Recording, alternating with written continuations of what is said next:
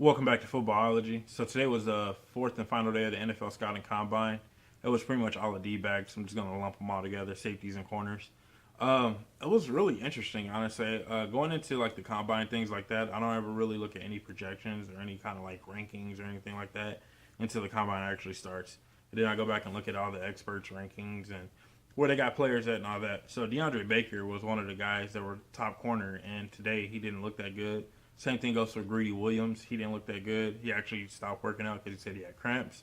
So maybe that's why he didn't perform as well, at least on the field drills.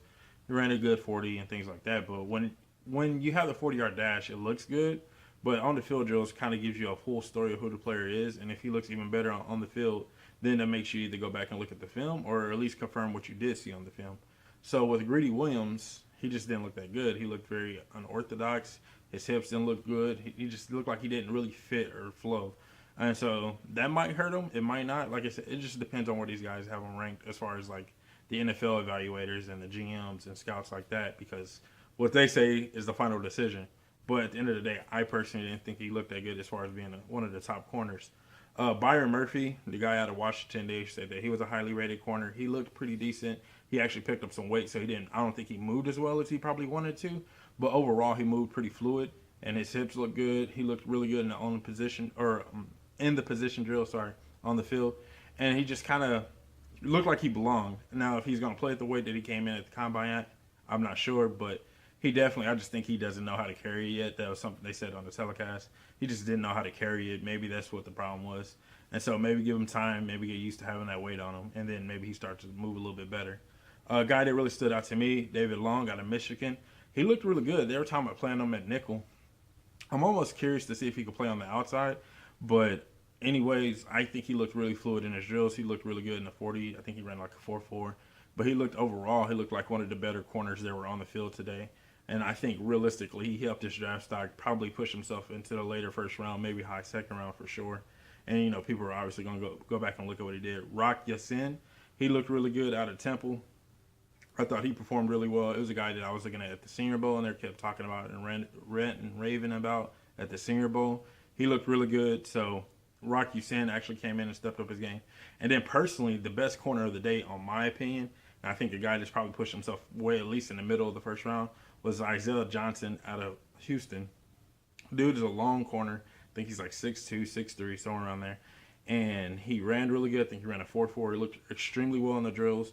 He's a longer corner, so you take certain things into consideration there.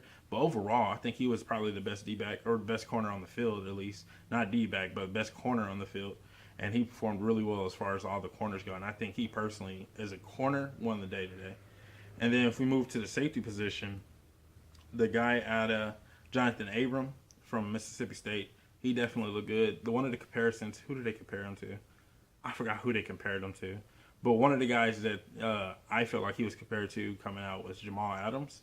Now, I'm not sure if he's as intelligent as Jamal Adams, but I feel like he had that Jamal Adams kind of type game.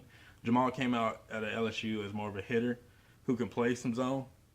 But now when you watch him, I think he's getting better as his own safety. I'm personally a big fan of Jamal Adams now. And so I just think that overall he looked pretty fluent in some of the drills. They didn't show all of them, but what they did show, he looked pretty decent.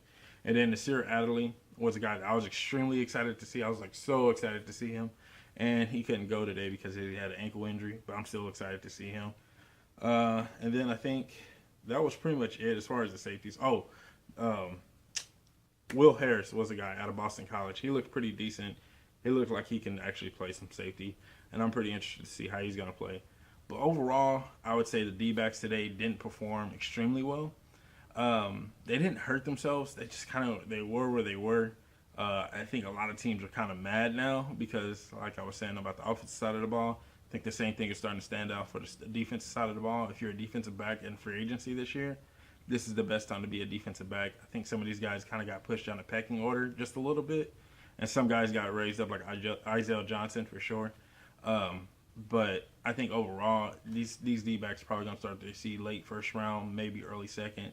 And I think some of the linebackers and the defensive linemen definitely, they helped their stock yesterday, but today's performance helped their stock even more. So you're going to see some of those guys get raised up the draft boards, maybe some offensive linemen. This is definitely one of those trench drafts overall so far, what I can see.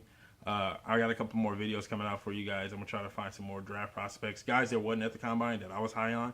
And like I said, overall, this is going to be a really interesting draft. I don't know how to categorize it. It is what I guess a lot of people said it was coming into the combine. It's a defensive draft. It's a defensive line draft at that. And it's going to be really interesting overall. It really is. But that's it for this week. It's been a pretty cool week. Thank you guys for watching all the videos. If you're not a footballologist yet, go and subscribe to the YouTube channel. Become a footballologist today. And stay safe, football fans.